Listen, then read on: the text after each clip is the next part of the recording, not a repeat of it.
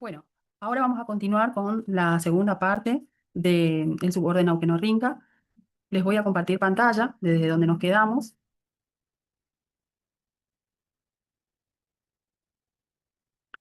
Bueno, habíamos hablado de cómo digamos, cómo se transmite la chicharrita del maíz, estas enfermedades. Hablamos de que necesita alimentarse de una planta infectada con alguno de los patógenos durante un determinado periodo de tiempo para adquirirlo. Esos patógenos se multiplican dentro de la chicharrita hasta volver a las glándulas salivales y luego esta chicharrita, pasado un determinado periodo de tiempo, esta chicharrita es capaz de transmitirle esas enfermedades a una planta sana. Y dentro de la planta, los patógenos invaden las células gribosas, también pasado un determinado periodo de tiempo que va a depender del patógeno. Ahora, para que ustedes comprendan mejor y adentrándonos un poco más en el tema de la chicharrita del maíz, cómo es la secuencia del desarrollo de las poblaciones de la chicharrita dentro de un cultivo de maíz del NEA, lo que tenemos que conocer es que las chicharritas migrantes, ya sean locales, que vengan de maíces guachos o voluntarios, o de siembras tempranas, o provenientes de otras zonas, son las que primero van a colonizar a los maíces en sus etapas fenológicas iniciales. En el NEA, durante estas etapas desde emergencia hasta B4, en las últimas campañas registramos entre 0 a 4 chicharritas por planta. Luego, estas chicharritas, como hablábamos hoy, va a pasar que llegaron al maíz, se alimentan durante un periodo de tiempo que va de 2 a 4 días, las hembras se aparean y empiezan a oviponer. ¿Sí? Las posturas son endofíticas, o sea, la hembra deposita sus huevos en el interior de las hojas, en grupos, sobre la vaina, puede ser a lo largo de la vena media o bien sobre la lámina. De estos huevos emergen ninfas que pasan por 5 estadios ninfales y empieza a incrementarse la población. En estos periodos ya empezamos, pasado B6, B6 hasta B10, podemos llegar a encontrar entre 2 a 8 chicharritas por planta. Llegando a la etapa reproductiva, ya las ninfas continúan su desarrollo hasta llegar a adulto y provoca esto un aumento de la población. Entonces nosotros vamos a llegar a ver distintas etapas de desarrollo de Dálvulos dentro del cultivo, ya desde BT hasta en la etapa reproductiva del maíz. Entonces el monitoreo en este caso por observación directa se vuelve mucho más difícil porque nosotros no vamos a poder observar tranquilos la población de adultos, sino que vamos a tener todos los estadios en distintas partes de la planta. Entonces, el monitoreo en general se realiza desde la emergencia hasta B8 o B10 por observación directa. Pasado, una vez que el maíz madura, las chicharritas comienzan a migrar en busca de nuevos maíces o maíces en sus primeras etapas de desarrollo para colonizarlos y continuar con su ciclo. Pero entonces, resumiendo, inicialmente tenemos bajas poblaciones de Dalbulus maídis hasta que ella tiene tiempo de multiplicarse y reproducirse dentro del cultivo de maíz para luego migrar hacia en búsqueda de alimento, donde baja nuevamente la población. En cuanto al monitoreo, nosotros sabemos que hay tres aspectos que definen el monitoreo. Uno, la técnica de monitoreo que vamos a usar, cuál es la variable que vamos a registrar y la localización del organismo plaga. Para el monitoreo de Dálvulos, nosotros podemos usar tres métodos. Podemos usar red de arrastre, observación directa o trampas cromáticas amarillas. En el caso de un ejemplo de cómo hicimos el monitoreo invernal de Dalvulus maidis durante ya 2 campañas, es que utilizando una red de arrastre que tiene estas dimensiones, eh, elegimos, digamos, distintos cultivos invernales para saber a dónde se refugiaba Dalvulus maidis una vez que ya no tenía su hospedante principal, que es el cultivo de maíz.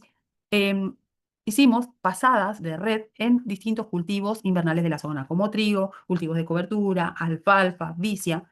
Entonces lo que hicimos fue, en cada estación, hicimos 16 pasadas de red. Tomamos o tuvimos en cuenta en cada lugar a donde se hizo este monitoreo del país, hacer por como mínimo 10 estaciones de monitoreo, o sea, 160 pasadas de red en una porción de lote.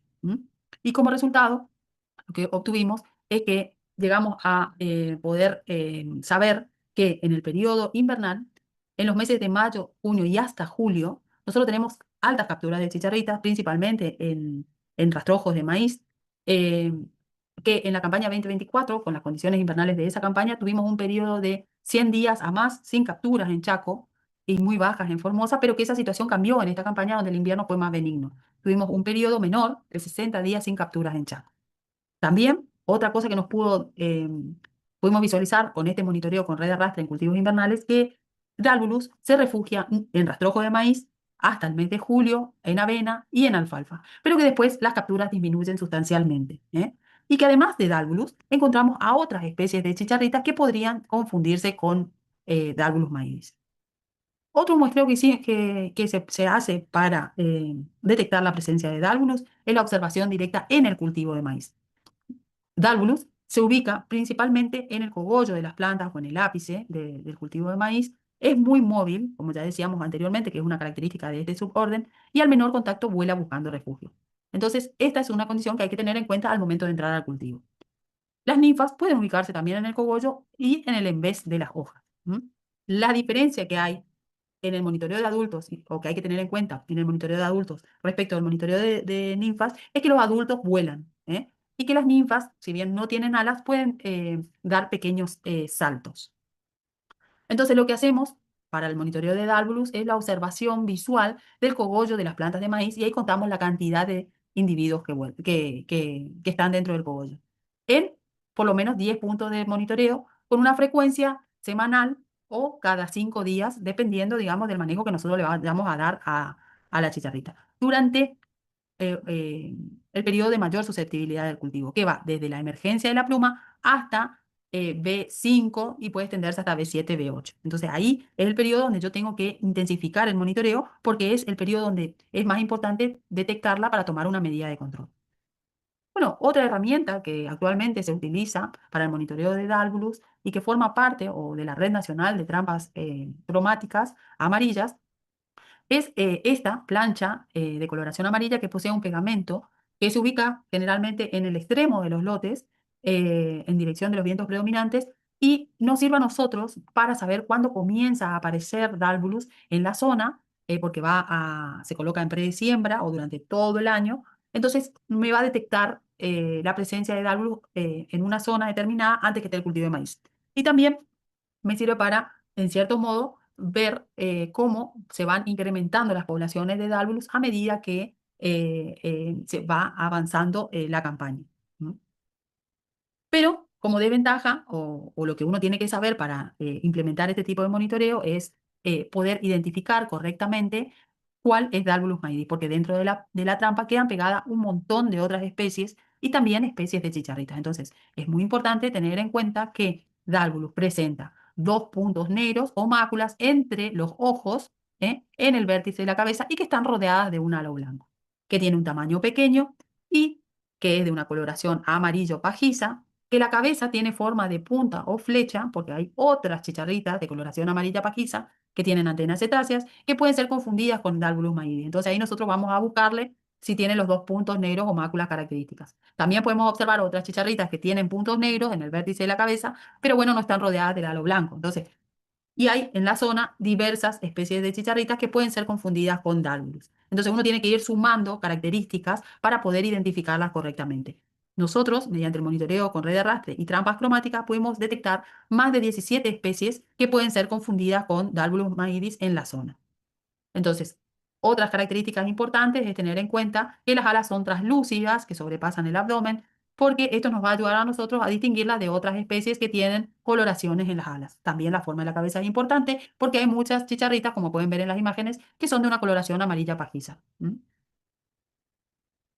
Bueno, y si uno se pregunta cuál de los métodos es más efectivo para el monitoreo de Dálvulus, hay que tener en cuenta el momento en que uno va a elegir uno u otro método. Por ejemplo, si yo quiero saber si las chicharritas empiezan a estar con vuelos activos, en presiembra debo instalar una trampa pegajosa amarilla o trampa cromática.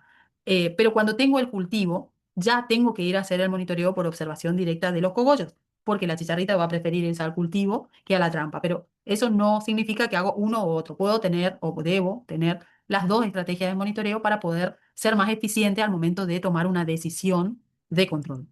Toda esta información sobre Dalvulus maidis se encuentra o la pueden llegar a leer en este librito que yo les pongo acá, que pueden escanear, cuyo autor es el doctor Birla, que es una de las personas que más sabe o que más estudió a Dalvulus maidis y sus relaciones, tanto con el cultivo de maíz como con los predadores en Argentina.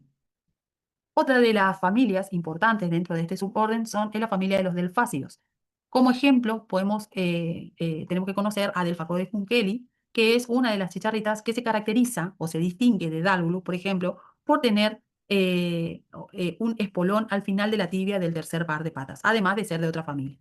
Y que es una especie vectora del mal de Río Cuarto, enfermedad que estuvo muy presente en la provincia de Córdoba en campañas anteriores. También es importante mencionar a la familia de los cercópidos, dentro de los cuales encontramos al salivazo, que es una plaga de las pasturas. Tiene la característica de que el primer par de alas está transformada en tegmen, no son alas membranosas, como en las dos familias anteriores, y que tanto el adulto como en el estado de ninfa producen daño, pero que el daño más importante lo realizan las ninfas cuando se alimentan porque succionan, digamos, la savia y compiten con la planta por esos fotoasimilados. Y lo que vemos nosotros como un síntoma son las secreciones espumosas como consecuencia de esa alimentación, dentro de las cuales podemos llegar a observar los distintos estados ninfales. Y bueno, dentro de la familia de los membrácidos, es otra familia importante dentro de este suborden, encontramos a Cereza brunicornis, que es una especie que tiene el pronoto muy desarrollado y extendido hacia atrás, mencionada como una de las plagas importantes del cultivo de alfalfa porque es transmisora de enfermedades. Bueno, hasta acá llegamos con el suborden Auquenorrinca. En otros videos voy a compartirles toda la información sobre el suborden Esternorrincha y Heteroptera. Bueno, muchas gracias y quedo a la espera de sus consultas.